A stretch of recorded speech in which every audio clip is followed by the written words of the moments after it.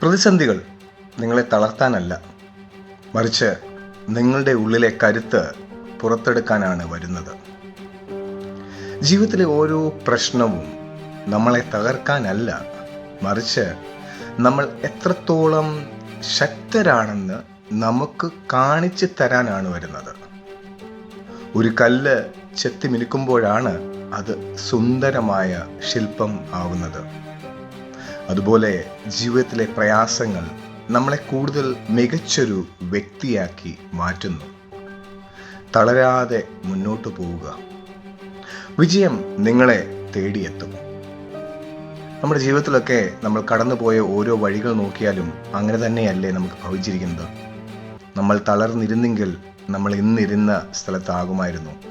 നിങ്ങൾ ചെയ്യേണ്ടത്, നിങ്ങളുടെ തളർച്ചയിൽ നിങ്ങൾ തളർന്നിരിക്കാതെ മുന്നോട്ട് പോയപ്പോൾ അതിൽ നിന്ന് നിങ്ങൾക്കുണ്ടായ അനുഭവങ്ങൾ, നിങ്ങൾ അതിൽ നിന്ന് വേറിട്ട് നിങ്ങൾ ഇപ്പോൾ ആയിരിക്കുന്ന സ്ഥാനത്ത് നിങ്ങളെ എത്തിച്ചിട്ടുണ്ടെങ്കിൽ, നിങ്ങളുടെ ഒരു സുഹൃത്തോ സഹോദരനോ സഹോദരിയോ തളർന്നിരിപ്പുണ്ടെങ്കിൽ അവരെ പോയി ഒന്ന് സാന്ത്വനിച്ച് അവരോട് പറയുക, മകനെ, മകളെ, സഹോദര, സഹോദരി, ഞാനും ഇതേ അവസ്ഥയിൽ കൂടി കടന്നു പോയിട്ടുണ്ട്.